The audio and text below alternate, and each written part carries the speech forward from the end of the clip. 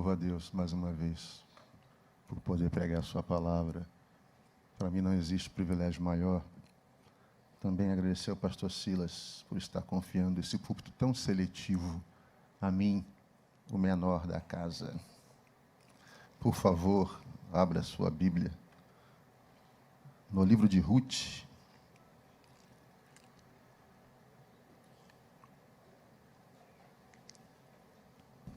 Capítulo de número 1.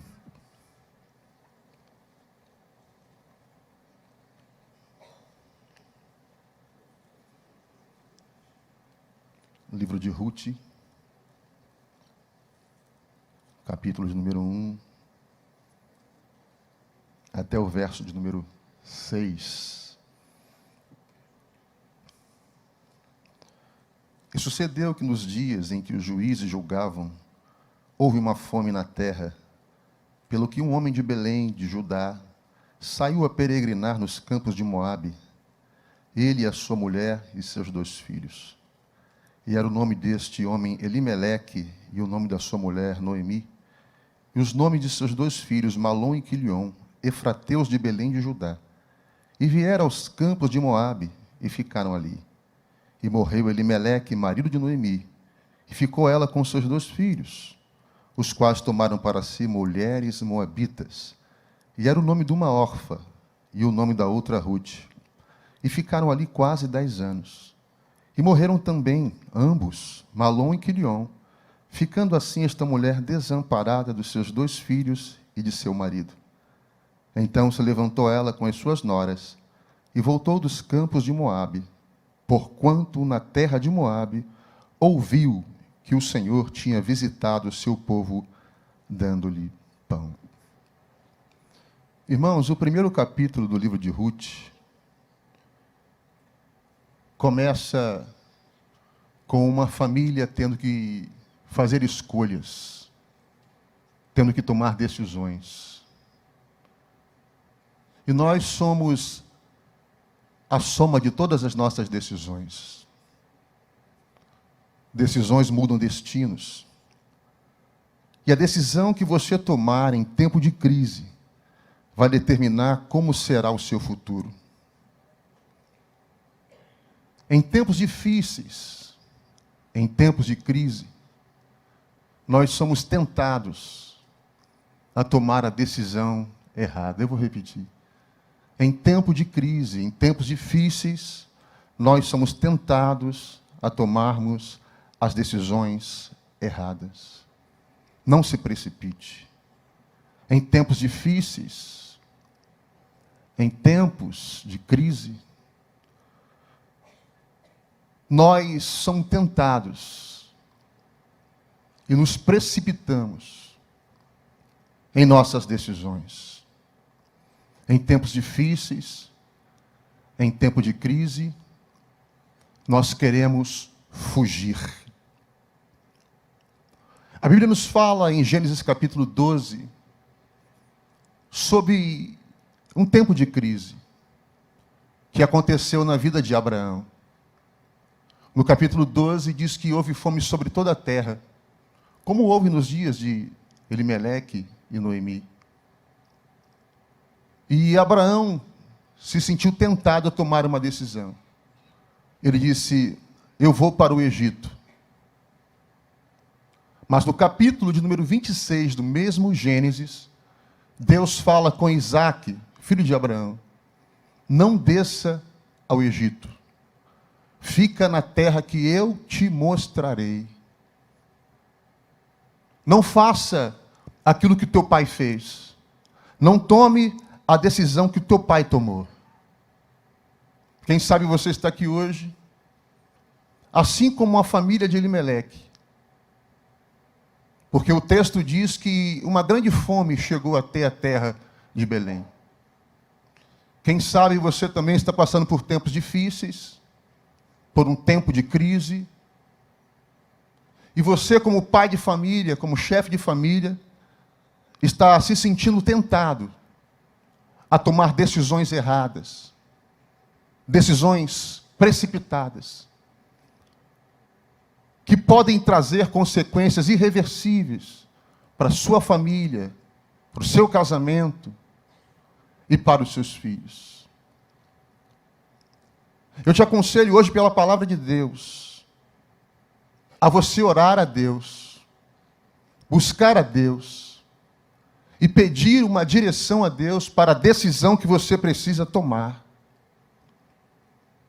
Para que você não se precipite e coloque em ruínas a tua casa, a tua família e todo o projeto que Deus tem para a sua vida.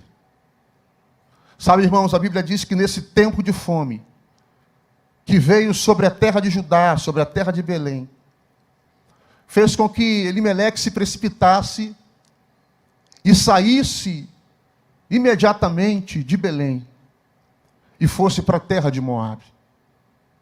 Como já disse, o texto diz que houve fome na terra. Mas foi a fome que fez com que Elimeleque saísse? Eu acredito que não. Não foi a fome que fez com que ele saísse, mas foi o medo da fome. Vou repetir. Não foi a fome que fez com que ele saísse, mas foi o medo que ele teve de sentir fome. Como assim, pastor? Se você observar o texto, do capítulo 1 ao capítulo 4, você vai perceber que Boaz era contemporâneo de Elimeleque. Boaz era da mesma geração que Elimeleque. Mas ele não saiu de Belém. Ele não foi peregrinar nas terras de Moabe. E a Bíblia não fala sobre outra família que saiu dali. A Bíblia fala que Elimeleque, ele saiu dali. Nunca tome decisões baseadas no seu medo. Nunca tome decisões baseadas nas suas percepções humanas. O medo é um agente inibidor de capacidade. O medo te trava. O medo te paralisa. O medo faz com que você veja coisas que não existem. Vocês lembram de Mateus capítulo 14, a partir do versículo 22? Quando Jesus vem andando sobre as águas e os discípulos veem Jesus e pensam, é um fantasma. Era um fantasma? Não, não era um fantasma. Eles gritaram com medo. Porque o medo faz você ver coisas que não existem. Você está vendo o chifre em cabeça de cavalo. Tempestade dentro de um copo d'água. Eu quero declarar sobre a sua vida esta noite que você é alvo do cuidado de Deus. A tua família está debaixo da bênção de Deus, do favor de Deus. Não fique preocupado com o que a mídia está falando sobre 2023. Não fique preocupado com os pessimistas. Não fique preocupado com os profetas do caos. Ore, busque a Deus, peça direção a Deus, ainda que as coisas pareçam ser óbvias. Vocês lembram de Gênesis 46? José manda as carruagens de Faraó buscar o seu pai Jacó e seus irmãos para habitarem no Egito, na terra de Gósen, no delta do Nilo, a região mais fértil de todo o Egito. Afinal de contas, o filho dele era o governador de toda a terra. Eu vou ver meu filho. E além do mais, meu filho manda em tudo. Mas quando Jacó partiu, ele para em Berseba, oferece um sacrifício ao Senhor, porque ele queria a resposta. E quem quer a resposta tem que estar disposto a oferecer sacrifício. E Deus fala com ele, não temas em descer ao Egito. Ora, a gente entende por inferência do texto. Se Deus diz, não temas em descer, é porque ele estava com medo. E ele parou, ofereceu uma oferta e Deus confirmou, vai. Eu te recomendo hoje, vem para Berseba com Jacó. Ainda que as coisas pareçam óbvias, certas, não é isso aí, espera um sinal de Deus. Aleluia. Espere uma confirmação de Deus. Espere Deus falar contigo. Deus vai falar contigo. Deus vai usar o profeta dessa casa. Deus vai falar contigo em sonhos. Deus vai te dar revelação, vai falar contigo na palavra. Mas não tome decisões precipitadas que vão colocar em risco a sua família e a sua casa. Eu vou para Portugal. Deus falou. Eu vou para a América. Deus falou. Eu vou sair daqui da igreja, vou para tal lugar. Deus está nisso. Ou você está sendo motivado por percepções humanas, ou por um medo, ou por pressões externas. O que levou Elimeleque a tomar essa decisão não foi ele mesmo, foi as pressões externas que ele estava sofrendo. Há poder no nome de Jesus. Você não vai ser levado pelo medo, você não vai ser conduzido pelo medo, você não vai ser conduzido pelas suas percepções humanas. Tem um Deus que vai te dar direção. Naum capítulo 1 versículo 3 diz que em meio à tormenta e em meio à tempestade Ele tem o seu caminho. Deus tem um caminho para te tirar disso tudo aí. Não tem buraco fundo do poço, aonde a mão dele não te alcance, aonde a mão dele não te pegue. Espere no Senhor, espere em Deus. Louvado seja Jesus. E eles saíram de Belém, gente. Belém significa casa de pão. Que ironia, né? Casa de pão, mas não tinha pão. Eles eram efrateus. Efrata significa frutífero. Da terra de Judá, que é terra dos louvores. Eles saíram da casa do pão, da terra dos louvores. Eles saíram do lugar frutífero e foram, sabe para onde? Eles foram habitar em Moabe. Vou te dizer o que é Moabe. O Salmo 108, o próprio Senhor diz isso. Salmo 108, versículo 9, o próprio Senhor diz que Moabe seria para mim como uma bacia de lavar os pés. Deus está dizendo, é um lugar imundo. Em Moabe eles adoravam o Deus Quemos, o Deus que exigia sacrifícios humanos. Sabe quem foi Moabe? Fruto de um incesto de Ló com sua própria filha. Os moabitas, eles eram impedidos, proibidos de participarem da Assembleia do Senhor. Foram eles mesmos que negaram pão e água quando Israel saiu do Egito. Foram eles mesmos que contrataram Balaão para amaldiçoar Israel. Quando eles saem da terra dos louvores, quando eles saem do lugar frutífero, quando eles saem da terra do pão e vão para Moabe, eles estão deixando de ter uma cobertura espiritual. Eles agora passam a não ter mais uma cobertura espiritual. E agora eles vão para o lugar da morte. Eles pensaram que iriam morrer em Belém. Vamos morrer, vão embora daqui. E para onde eles foram, achando que lá estava a providência, que lá estava o socorro, foi lá mesmo que eles morreram. Fica no lugar que Deus te colocou. Porque o melhor lugar para se estar é o centro da vontade de Deus. Quem sabe esse lugar que você está pensando é lugar de vida, Deus está dizendo, não, fica na prova aqui, esperando o milagre, esperando o escape, esperando o livramento, porque se você for se precipitar em esse lugar que tu está pensando, que é lugar de vitória, vai ser o lugar da tua morte, e o lugar do teu sepultamento. Espera mais um pouquinho, daqui a pouco a sorte vai mudar, gente, não há mal que dure para sempre. Daqui a pouco Jeová libera uma palavra de vitória sobre a tua vida, desce um decreto do céu, desce o comando, o quadro muda, a porta se abre e o milagre acontece. Louvado seja o Senhor!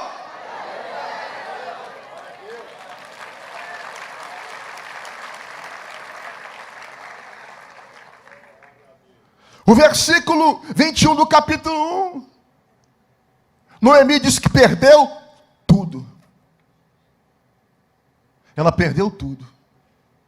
Ela disse, olha, cheia eu parti, e vazia eu estou voltando. Sabe aquele ditado, era feliz e não sabia? Agora já era, já passou. E a irmã Noemi aqui teve que segurar toda a rebordosa. E ela, abalada emocionalmente, você não tem ideia do que era uma mulher sem marido nos tempos bíblicos? Era destinada à mendigância, ia virar pedinte, favores. E essa mulher aqui agora, abalada emocionalmente, sabe o que ela faz? No versículo 13, ela culpa a Deus. Ela culpa a Deus pelo seu sofrimento. E ela diz, a mão do Senhor fez isso. Deus tinha alguma coisa a ver com isso, irmão? Deus mandou eles irem? Então no final não vai dizer que foi Deus, viu? Ah, porque foi Deus. Deus permitiu. Deus quis assim. Não. E aí isso aqui a gente tem que tirar o chapéu para Davi. Davi não dava um passo sem consultar o Senhor. Irmãos, quem foi o profeta do período de Salomão? Não tem. Porque o governo de Salomão foi um governo de sabedoria. Sabedoria. E deu no que deu. Reino dividido. As mulheres perverteram o coração dele. E foi adorar os deuses dessas mulheres. Davi nunca deixou de reinar sem essas duas coisas. A arca e o profeta. Davi nunca deixou de reinar sem a presença e sem a palavra profética. Os profetas, Natã, Samuel, e por aí vai. Davi, quando estava em Keila, Senhor, eu vou continuar aqui nessa cidade, os moradores de Keila vão me entregar na mão de Saul? Vão, pode sair daí, que eles vão te entregar. Davi consultava o Senhor. 1 Samuel capítulo 30, em Ziclag, quando os amalequitas entram pelo sul e tacam fogo em Ziclag, Davi diz, Senhor, perseguirei esta tropa. Irmãos, olha isso. Perseguirei eu esta tropa? Sim, Davi. Pode ir. Você está autorizado.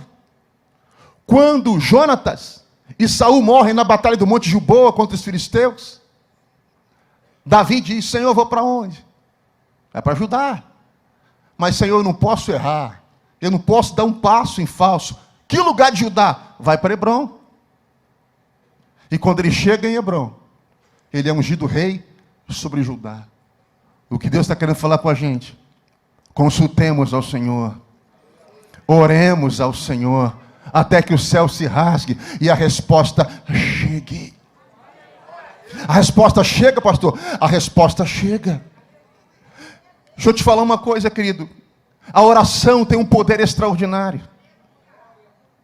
A oração tem um poder tão extraordinário que ela tem o poder de mudar o decreto do próprio Deus. Pastor, você está exagerando? Não, eu não estou exagerando. Isaías capítulo 38 diz que Deus fala ao profeta, diga a Ezequias que ele coloque a casa dele em ordem porque ele vai morrer. E Isaías diz, olha, Deus mandou tu colocar a tua casa em ordem, cara. Tu vai morrer, isso é problema teu. Quem falou foi Deus, não foi? Se Deus falou, está falado.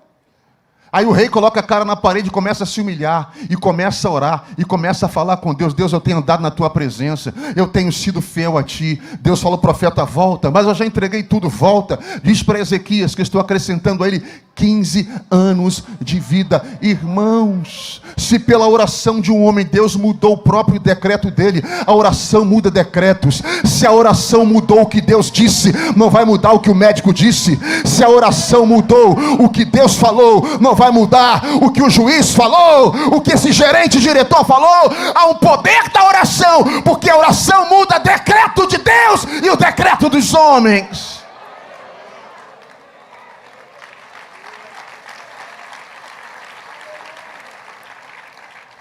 E abalada psicologicamente, no versículo 20 do capítulo 1, ela diz, Não me chame mais de Noemi, agradável, doce. Me chame agora de Mara, porque eu me tornei uma mulher amarga. Ah, irmãos, a gente já viveu um pouquinho, talvez não o suficiente, mas um pouquinho, 20 anos como pastor de igreja, aconselhando. Parece que às vezes a história se repete, passa como um filme na minha frente assim. Famílias felizes, prósperas, uma decisão errada colocou tudo a perder. E às vezes você vê aquela irmã que a marca dela era o sorriso, completamente amargurada, triste, emocionalmente estraçalhada, por causa da decisão do cônjuge, por causa de uma decisão errada que mudou todo o curso daquela família. Mas sabe o que eu aprendo com Noemi? Sobrou só Noemi. Morreu Elimeleque, morreu Malom, morreu Quilion. Mas se Noemi está viva, tem proposta. Eu vou repetir. Se Noemi está viva, é porque ainda tem propósito. Chegou a hora do regresso. Capítulo 1, versículo 6. E ouviu-se em Moabe que Deus havia visitado o seu povo com pão. E ouviu-se em Moabe que Deus havia visitado o seu povo com pão. Quando eu li isso, irmãos, eu pensei, se Elimeleque tivesse esperado um pouquinho só. Se Elimeleque esperasse um pouquinho mais, talvez ele não tivesse morrido. Talvez os filhos dele não tivessem morrido. Quem sabe a morte que bateu na tua casa não foi física, mas foi morte espiritual. Aqueles filhos que estão desviados, marido desviado, mulher desviada, eu não sei o que está acontecendo, mas Deus está mandando te dizer. Quem sabe você chegou hoje aqui arrebentado, estraçalhado. Eu vou embora, eu vou fazer isso, eu vou fazer aquilo. Vai fazer não, você vai dobrar o joelho no chão, você vai falar ao Deus que muda decretos. E ouviu-se dizer que Deus visitou o seu povo com pão. E ouviu-se dizer que Deus visitou o seu povo com pão. Há um tempo de visitação que é para Yesheb Nácia, um tempo de visitação de Deus para a tua família. Há um tempo de visitação de Deus para a tua casa. E toda vez que Deus visita, Deus traz fertilidade. Quando Deus visita Sara em Gênesis 21, Ele traz um bebê ao ventre daquela que era estéril. Está chegando um tempo em que Deus vai visitar o seu povo. Deus vai visitar a nossa igreja. Deus vai visitar a sua família. Deus vai trazer recursos. Alguma coisa vai acontecer. Espera só um pouquinho mais.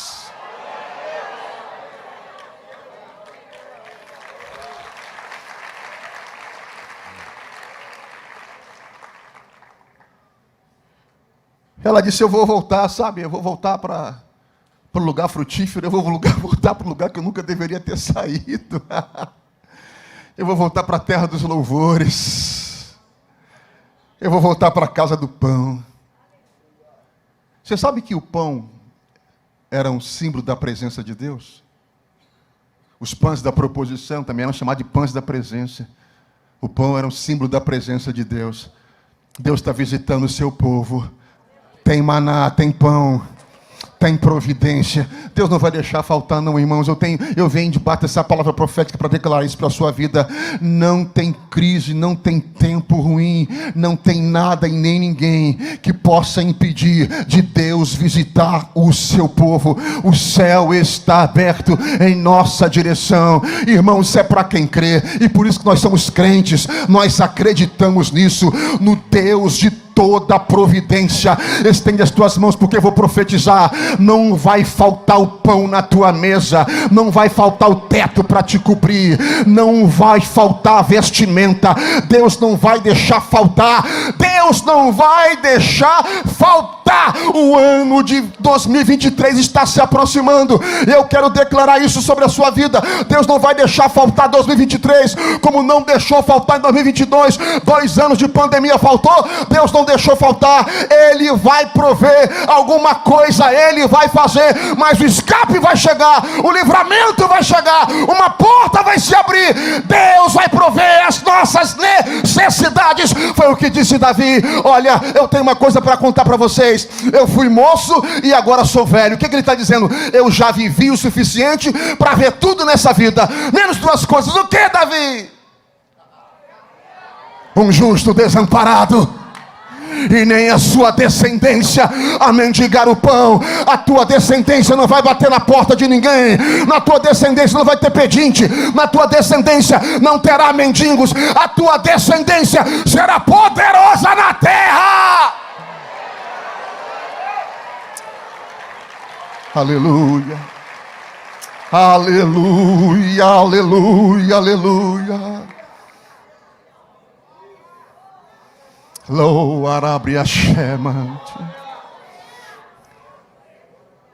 Pastor, e depois desse vento todo que passou, você olha em tua volta e vê o que sobrou e vai viver do que sobrou. Como dizia o filósofo Aristóteles, levanta, sacode a poeira e dá volta por cima. E vamos viver porque está vivo. E se está vivo tem propósito. Chegou a hora do regresso. E ela volta para a terra dela. Você acha coincidência? Você acha coincidência Noemi chegar no tempo da colheita? Quando ela chega em Belém, era o tempo da cega da cevada. Ela chega no tempo da colheita. Irmãos, podem me chamar de doido, de louco, mas eu vejo um tempo de colheita sobre a sua vida, sobre a sua casa. Colheita fala do que, pastor? Colheita fala de restituição. O tempo que foi perdido, o tempo da fome, o tempo sem colher, o tempo da prova. Porque quando é prova, irmão. Mas quando chega o tempo da colheita, quando chega o tempo da bênção, até aquilo que era para dar errado, dá certo. A história começa com fome, mas termina com colheita. Eu vou repetir. A história começa com fome, mas termina com colheita. Eclesiastes 7:8 diz que melhor é o fim das coisas do que o início delas. Louvado seja o nome do Senhor. O hoje não vai determinar o teu amanhã. A história começa com mortes, mas termina com vida. Aleluia, aleluia, glória a Deus. Começa com morte, mas termina com vida. Deus vai nos surpreender, irmãos. O melhor está por vir. Aleluia. Eu creio nisso. Tão certo como o sol vai se levantar amanhã mais uma vez. Aleluia. Glória a Deus. Você conhece a história, né? As 2 noras, uma fica órfã, fica, né? Ela não vai. Porque, irmãos, quando chegar o tempo da colheita, o tempo da virada, nem todo mundo vai participar disso. Tem pessoas que não vão poder te acompanhar. Vocês lembram quando, no capítulo 13, 14, Abraão está se aproximando do altar em Betel? A Bíblia diz que Ló se aparta dele. E o texto mais adiante vai dizer: e falou Deus com Abraão, logo após, quando Ló se apartara dele. Deus ficou sem falar com Abraão e voltou a falar com Abraão depois que Ló se apartou dele. Qual Ló que precisa sair da sua vida para você voltar a ouvir a voz de Deus? Pastor, tem coisas que precisam sair da nossa vida? Precisa. Porque quando você se aproxima do altar, você se aproxima de Belém, se aproxima da terra dos louvores, nem todo mundo vai suportar isso. Gênesis capítulo 35. Eu já vou concluir. Deus diz a Jacó: Jacó, sobe imediatamente. Para onde? Para Betel. Jacó reúne a família, os empregados, todo mundo diz: ó, deu ruim. Tirai, pois, dentre vós todos os ídolos. Como assim? Ele sabia? Ele sabia que tinha.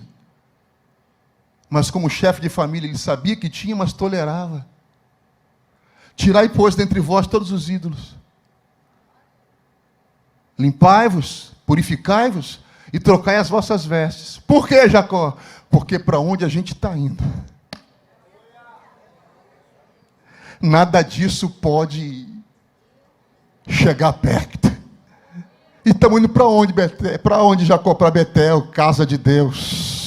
Estamos indo para onde, Jacó? Estamos indo para o altar que meu avô edificou ao Senhor. Betel é o lugar da presença, Betel é o lugar da glória, e o altar rejeita tudo isso, o altar não suporta isso, o altar expele isso. E o texto do capítulo 35 diz que Jacó, ele começa a cavar um buraco debaixo de uma árvore, e diz assim: joga tudo, joga tudo, joga tudo. E Jacó jogou todos os ídolos e tapou o buraco. Quando eu li isso, o Espírito de Deus falou comigo, não falou contigo, não falou comigo: Alfredo, tem coisas na sua vida que não precisam ser tiradas, não, tem que ser sepultadas definitivamente.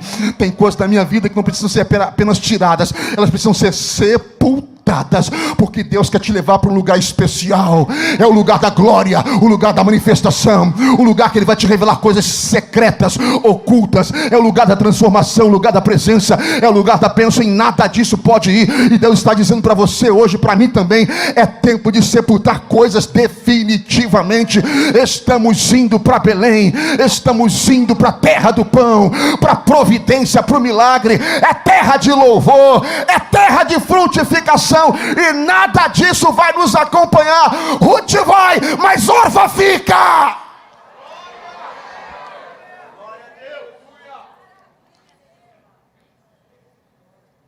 Aí você conhece a história, ela vai com Ruth, né? E aí Ruth se engraça lá para a banda de Boaz. Boaz se empolga, era o parente remidor, né? Mais próximo de Elimeleque. E aí ele se casa com Ruth. E aí Ruth tem uma criança. No capítulo 4, versículo 16 de Ruth, diz que Noemi pega essa criança no seu colo.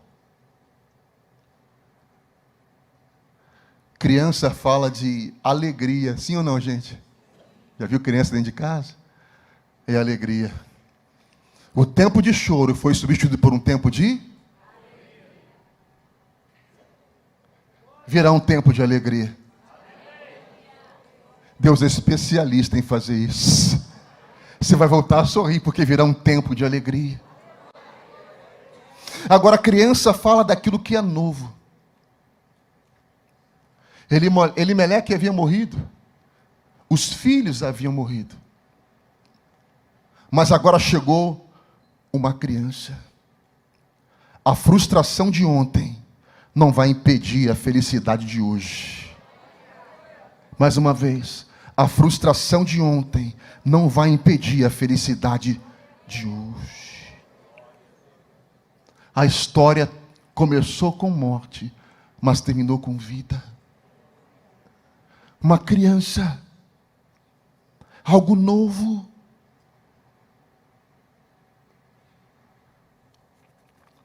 Está vindo algo novo aí.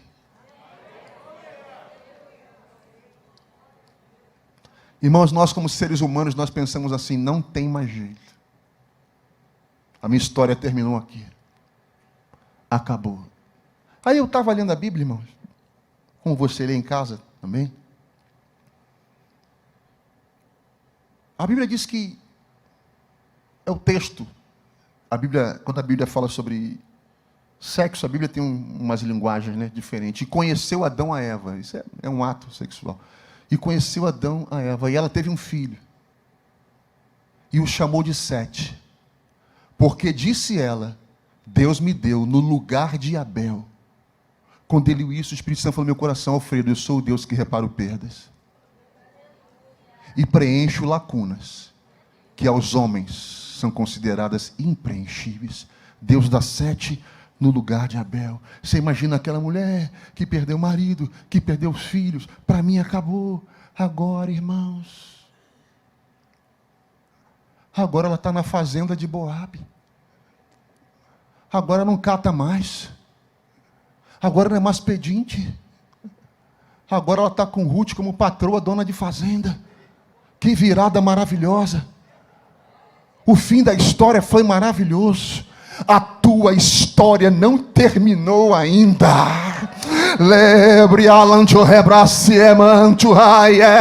Não importa o que você está vivendo, a tua história ainda não terminou. Deus vai te surpreender. Ele é o Deus de surpresas, e virá um tempo de surpresas, um tempo de coisas novas, um tempo de uma geração nova.